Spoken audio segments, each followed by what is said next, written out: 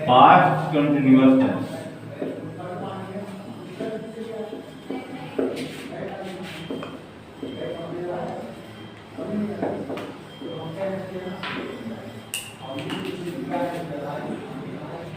पहले हमें ये जानना है कि पास्ट कंटिन्यूअस टेंस की पहचान क्या है। हिंदी में दिया हुआ कोई वाक्य है, हम कैसे समझेंगे कि दिया हुआ वाक्य जो है वो पास्ट कंटिन्यूअस से है या उसका संबंध पास्ट कंटिन्यूअस से है। इसका पहचान ये है कि इसमें हिंदी क्रिया के अंत में रहा था, रहे थे, रही थी, इनमें से कोई एक होगा। जैसे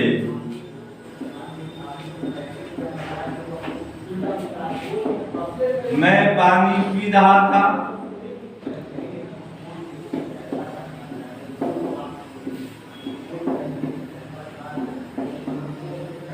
वे लोग समाचार सुन रहे थे, सीता चाय बना रही थी।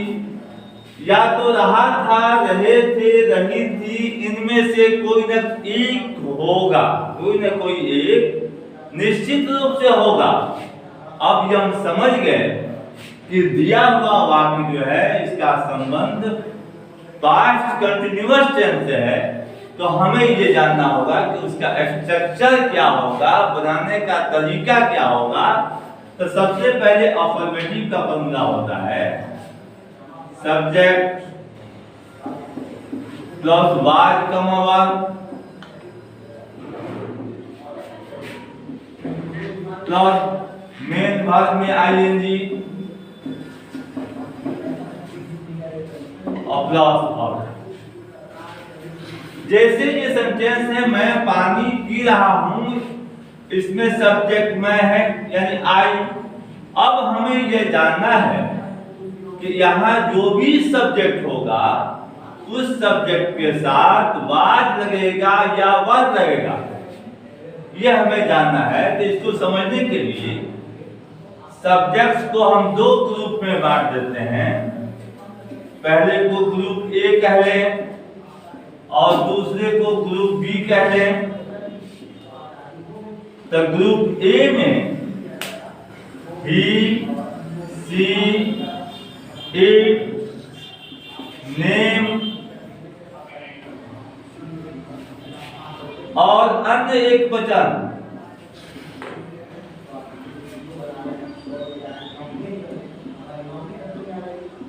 और इसके साथ साथ इस ग्रुप में आई भी सम्मिलित हो जाता है, आई भी होता है। और दूसरे ग्रुप में यू, दे, वी और अन्य बहुवचन।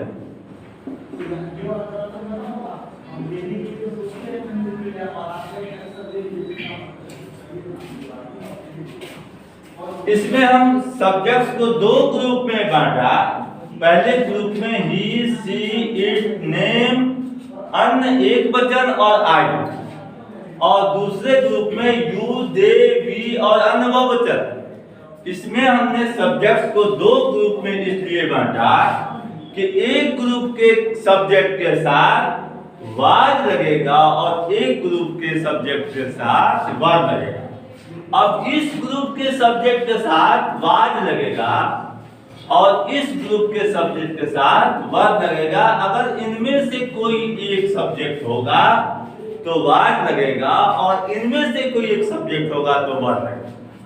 अब यहाँ सब्जेक्ट मैं पानी पी रहा था, यहाँ सब्जेक्ट आई होगा तो आई के साथ इस ग्रुप में है तो वाज लगेगा।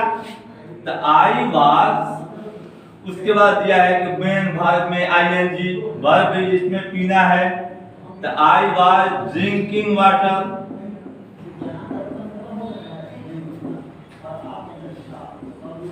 वैसे ही अगर मैं के जगह पर यह होता कि वह पानी पी रहा था तो हो जाता कि ही वाज ड्रिंकिंग वाटर।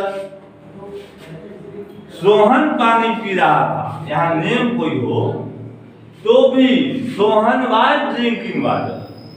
अगर यही इस ग्रुप का कोई सब्जेक्ट हो, जैसे तुम अंग्रेजी सीख रहे थे, अब यहाँ सब्जेक्ट तुम है, यू है, और यू का संबंध जो है ग्रुप बी के सब्जेक्ट के साथ है, और यहाँ यू, दे, वी और अन्य बहुवचन इनमें से कोई एक होगा तो उसके साथ वर्ब लगेगा। यू वर्ब, सीखना का लर्न, तो इसमें लगेगा ING, you are learning English. अगर ये होता कि हम लोग अंग्रेजी सीख रहे थे तो वी वर लर्निंग इंग्लिश, वे लोग अंग्रेजी सीख रहे थे, दे वर लर्निंग इंग्लिश, यानी इस ग्रुप का कोई भी सब्जेक्ट होगा उसके साथ वर्ब लगेगा, और इस ग्रुप का कोई भी सब्जेक्ट होगा उसके साथ वाई लगेगा। ये तो अफर्मेटिव का है। और इसको निगेटिव में बनाना हो तो इसमें कुछ भी नहीं करना है। अगर इस ग्रुप का सब्जेक्ट है तो उसके साथ वाज लगेगा और उसके बाद नॉट लग जाएगा, और इस ग्रुप का कोई सब्जेक्ट है उसके साथ वर्ब लगेगा और उसके बाद नॉट लग जाएगा। जैसे वह पुस्तक खरीद रहा था, वह पुस्तक नहीं खरीद रहा।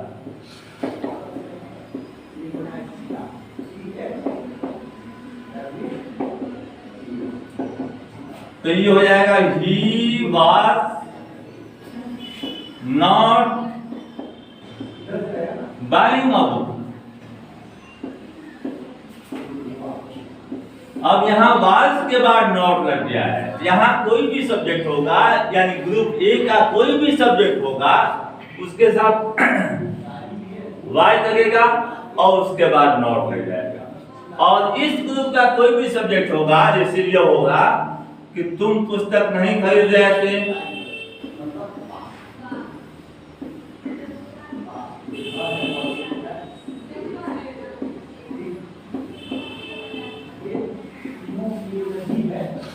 तो ये हो जाएगा यू के साथ वर्ब लगेगा, you were not buying a book.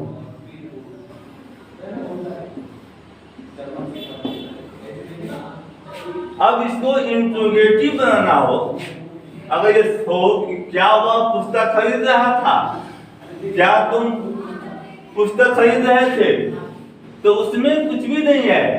अगर इस ग्रुप के कर्ता के साथ वाज लगा है तो वाज जो है सब्जेक्ट के पहले आ जाएगा। अगर इस ग्रुप का कर्ता है तो उसके साथ वर्ब लगा होगा तो वर्ब जो है वो पहले हो जाएगा। जैसे क्या वह विद्यालय जा रहा था,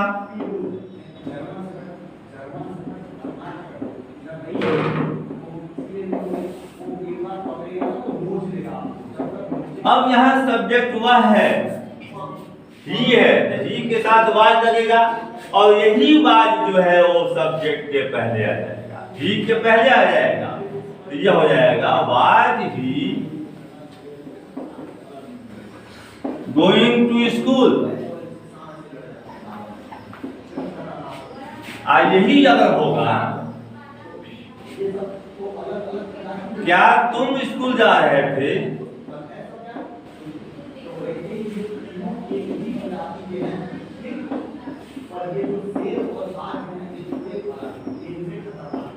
अब यहाँ सब्जेक्ट यू है, यहाँ सब्जेक्ट यू है, यू के साथ वर्ब लगेगा तो ये वही वर्ब पहले हो जाएगा, were you going to school.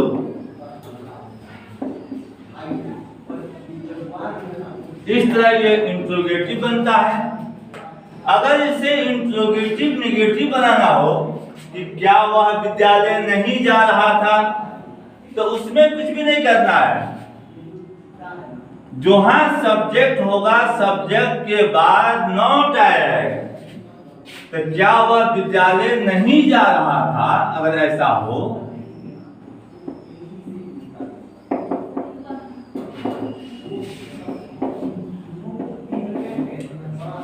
अब सब्जेक्ट ही है, ही के साथ वाज लगेगा तो वाज जो है पहले हो जाएगा, और वही सब्जेक्ट के बाद नॉट हो जाएगा तो was he not going to school. क्या वह विद्यालय नहीं जा रहा था, यह हो जाएगा was he not going to school. अगर वैसे ये भी हो, क्या तुम स्कूल नहीं जा रहे थे, कहा यू के साथ वर्ब लगेगा तो वर्ब जो है वो पहले हो जाएगा, और नॉट जो होगा, नॉट का जो प्लेस होगा वो होगा सब्जेक्ट के बाद, यानी यू के बाद नॉट आ जाएगा, were you not going to school.